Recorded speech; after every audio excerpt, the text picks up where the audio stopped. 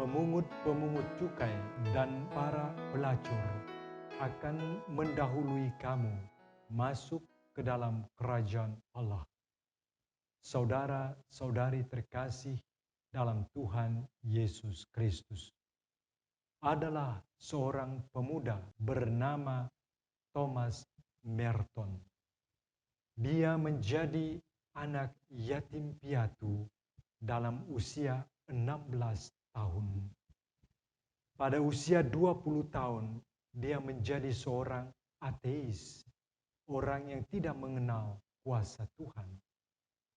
Namun, dalam usia ke-23, dia mulai mengenal Yesus Kristus, Sang Juru Selamat. Usia 24 tahun, dia menjadi seorang wartawan New York Times. Sedangkan pada usia 26 tahun, dia menempatkan semua miliknya dalam sebuah tas kulit. Dia berangkat ke daerah Kentucky untuk menjadi seorang biarawan terapis. Sebagai seorang pertapa, dia menulis perjalanan hidupnya dalam sebuah karya yang berjudul Gunung Tujuh Tingkat. Dalam buku Gunung Tujuh Tingkat itu, dia melukiskan langkah-langkah pertama proses pertobatannya. Pada suatu malam, dia tersentak oleh kesadarannya sendiri. Dia menyadari dosa-dosa yang telah dilakukan sebelumnya. Dia mengalami kekacauan, kekalutan, dan kegalauan batin. Pertama kali dia mohon dalam doa kepada Tuhan agar diberikan pengampunan. Dia dibebaskan dari segala bentuk cengkaman dosa itu. Dan ternyata memang kejahatan itu bisa lepas dari dirinya dan dirinya lepas dari kejahatan itu.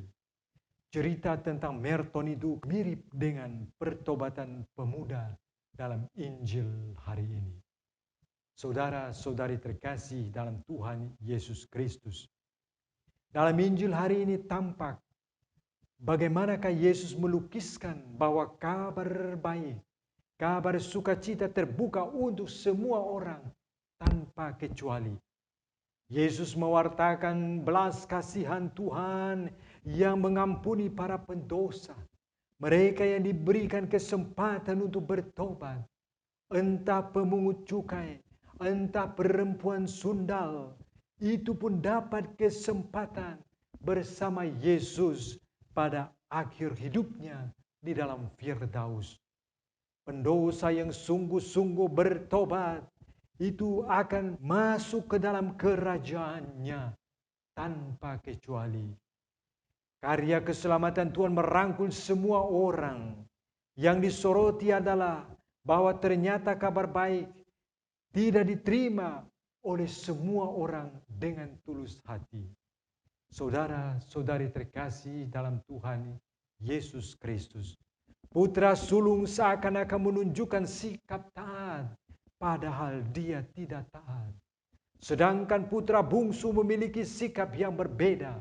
Di mulut dia menolak, tetapi dalam hatinya bertindak dan dia menjalankan apa yang dikehendaki oleh ayahnya.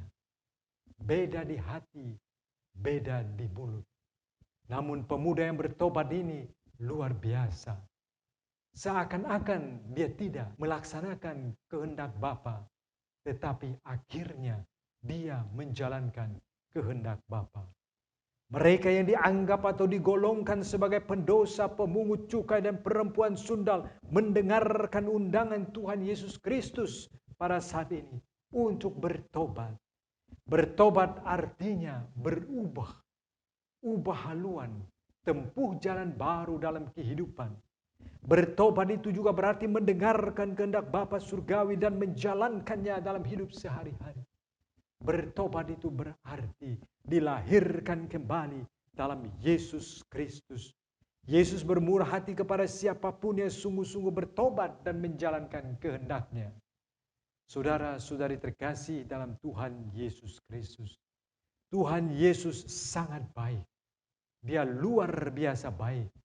Dia masih memberikan kesempatan kepada kita setiap orang tanpa kecuali untuk bertobat dan juga untuk membaharui seluruh hidup kita. Setiap manusia tanpa kecuali perlu memiliki sikap yang tegas dalam proses bertobat dan dilahirkan kembali sebagai putra Allah. Dia menjadi manusia baru. Dia memiliki hati baru, pikiran baru, dan seluruh hidupnya baru. Niat yang kuat untuk meninggalkan cara hidup lama perlu diwujudkan dalam hidup sehari-hari. Saudara-saudari terkasih dalam Tuhan Yesus Kristus, pertobatan adalah sebuah proses atau perjalanan iman seumur hidup. Selama hayat di kandung badan, setiap orang dipanggil untuk membaharui diri. Saya dipanggil, saudara-saudari juga dipanggil, dilahirkan kembali sebagai anak Allah yang baru. Dan arah-arah baru dalam hidup terbentang di depan kita dalam proses pertobatan. Itu perlu kita temukan. Itu perlu kita tempuh bersama. Sehingga setiap langkah kita akan mendatangkan pembaharuan dalam hidup sebagai putra-putri Bapa Surgawi. Saudara-saudari terkasih dalam Tuhan Yesus Kristus. Pertobatan bisa diibaratkan dengan seekor ular yang tidak hanya mengganti kulitnya saja, tetapi juga mengganti hatinya. Dia mengganti seluruh hidupnya menjadi yang baru di hadapan Tuhan dan dalam dirinya. Saudara-saudari terkasih, Tuhan masih berikan kesempatan. Masih ada sisa-sisa waktu kehidupan. Karena itu marilah, jangan lewatkan sedetik pun dalam hidup ini. Kita pakai dan kita mengakhiri renungan ini dengan melambungkan doa ini. Suara Yesus, panggillah kami bila kami berada jauh darimu.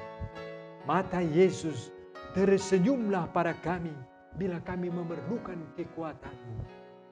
Tangan Yesus, urapilah kami bila kami lemah dan tak berdaya. Hati Yesus, bantulah kami untuk saling mengampuni dan untuk saling mengasihi, sehingga kami sanggup menjadi anak-anak-Mu yang baru dan menjadi anak-anak-Mu yang terkasih di dalam Yesus Kristus. Marilah kita bertobat sebelum waktu kita habis.